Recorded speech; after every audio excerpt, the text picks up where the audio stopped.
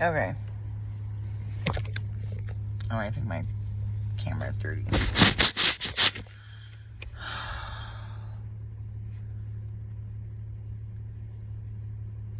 Wow, all I can think of is like the F word right now. I can't think of anything else to say. I'm covered in bug bites. There were some bugs that got into the car. I literally have bug bites like right on the tip of my elbow. I want to rip my skin off right now. Yeah, like not a joke. Like literally. I'm like, what can I burn my skin with? Like maybe that will make it stop. Yeah, no, it won't. But like things have reached a fever pitch. Confirmation. Things have reached a fever pitch. There are so many things going wrong right now.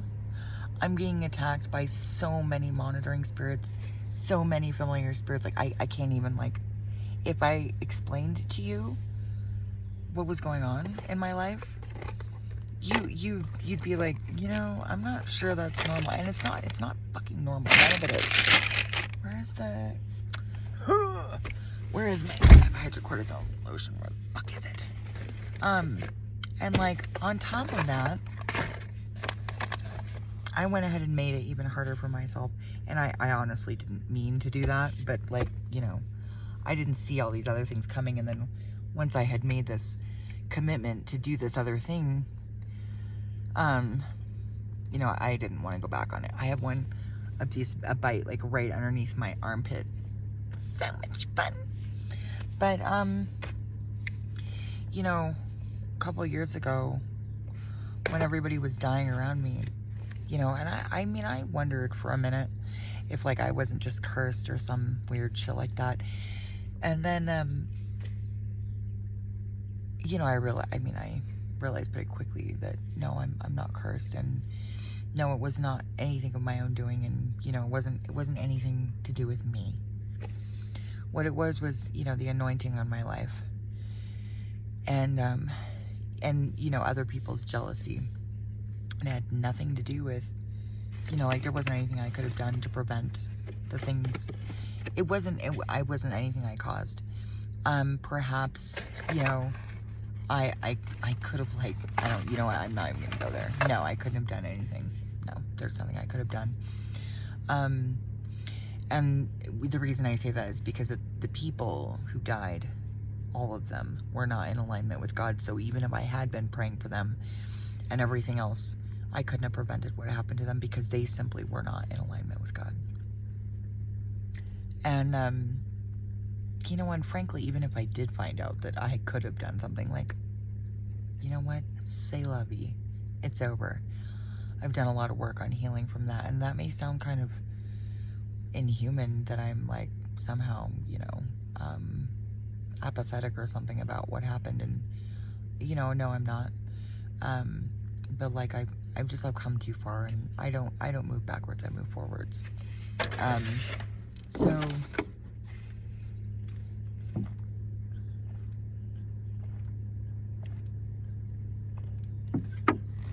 you know, I know damn good and well that when things are like at a fever pitch, like, you know, level of difficulty where you just like want to rip your own hair out,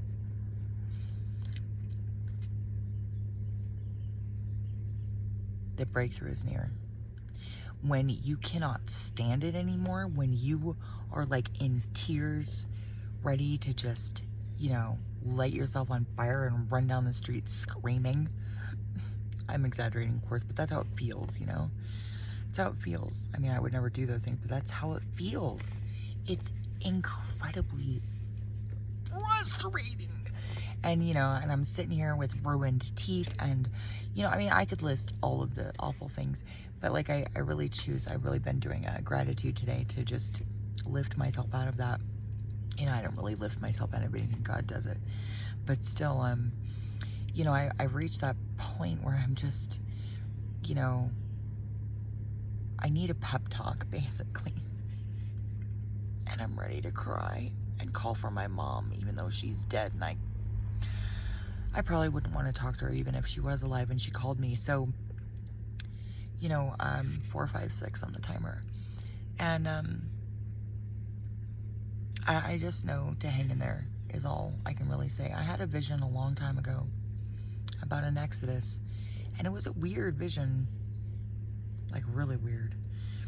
And I've been having other visions about like kind of Hunger Games type stuff, and visions about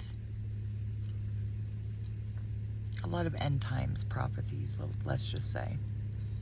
And what these visions tell me symbolically, like more than anything, all the symbols, everything put together, is that there's not a lot left to fight through. I had a vision earlier today, or actually it was last night, but I was having a vision of fighting with a man, and he was all blacked out, so I couldn't see him. It was just like fighting a shadow kind of thing. I could see myself. And this man had his hands on my throat in this vision. And I mean, it was suffocating me, yes, but in the vision, instead of, because I had my hands on his hands to keep him from strangling me, and then finally, about halfway through the vision, I take my hands off of his hands, let him strangle me, and I reach up and rip his throat out. Like, it was very graphic. This vision was very graphic. Like, not for the kids.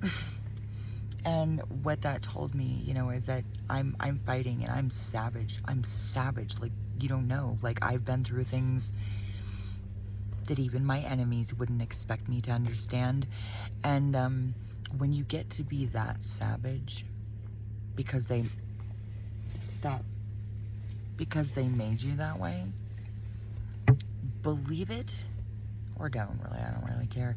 But when I say that there are God's chosen that are willing to do anything, pretty much, except sell our own souls like you guys did, because I know that my haters, aka the demon-possessed jerk-offs who tried to take me down, are gonna watch this video.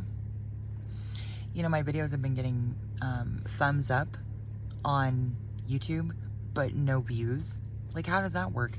And I don't go through and, like, you know, give likes to my own videos, so somebody had to have watched it to give it a thumbs up.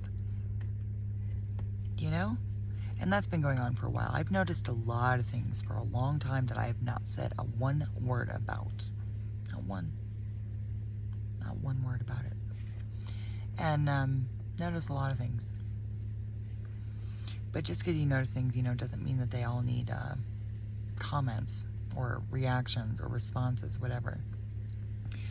But I've been waiting and watching for a long time. And I know I'm not the only one who's been sitting around waiting, watching. So, but that vision about the fighting, and it was a savage fight, and it was a man fighting me. It was brutal. It was brutal, and it's been brutal. And finally, I knew that, you know, if I tried to keep this man from strangling me, that I had no hands to fight back, you know, because I had both my hands on his hands. Well, he had both his hands around my neck. And I don't mean like domestic violence. This was like a spiritual warfare fight. This was not some fight I was in with a boyfriend or a husband or whatever. Like, it was not like that. This was brutal, like, to the death fighting. And it was a vision. This was nothing real. You know, it wasn't in real life. But instead of, you know, trying to defend myself, I went on the offense and reached over around his head and just ripped his neck out. I mean, it was like Predator style shit, you know? So what I would say is hang in there. It's gotten super real, and this is where the wheat is separated from the chaff. God is harvesting. This is not a joke. Like, we're really close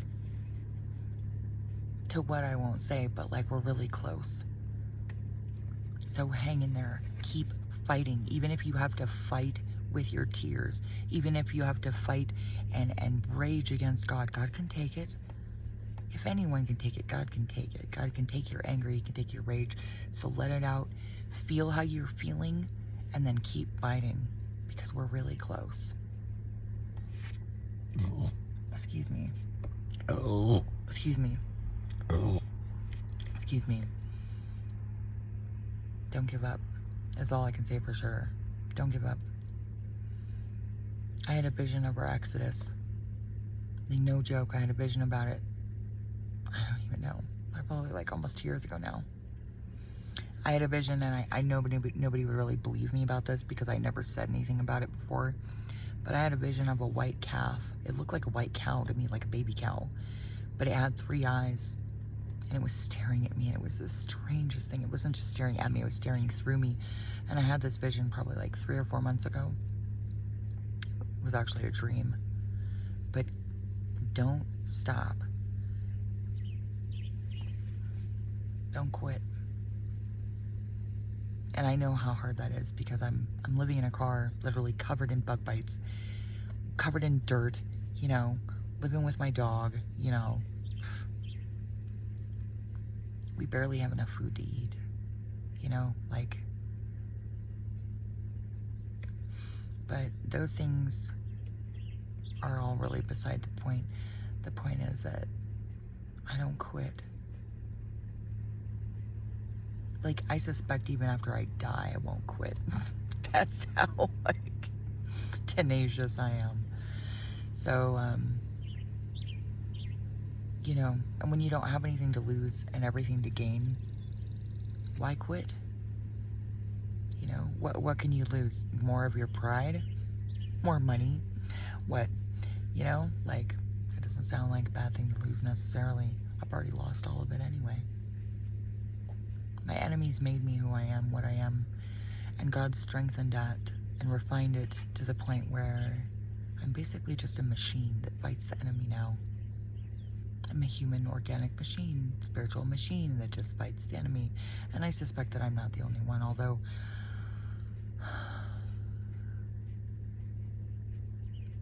I am one of the most powerful, that's for sure. Because the things that have happened to me are inhuman. They're not normal. They're not even close to the kind of warfare that other people have gone through. Not even close. And I know that. So, go beast mode. Because that's what the enemy would do. That's what he would do. Step out of your body and into your spirit for a minute. And start to imagine what the enemy does. Because he's just one inhuman motherfucker and he doesn't care.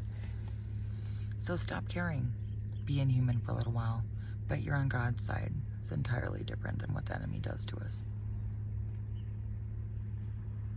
See if they can withstand what they dished out. I bet they can't. Love, blessings, and compassion. Peace be with you.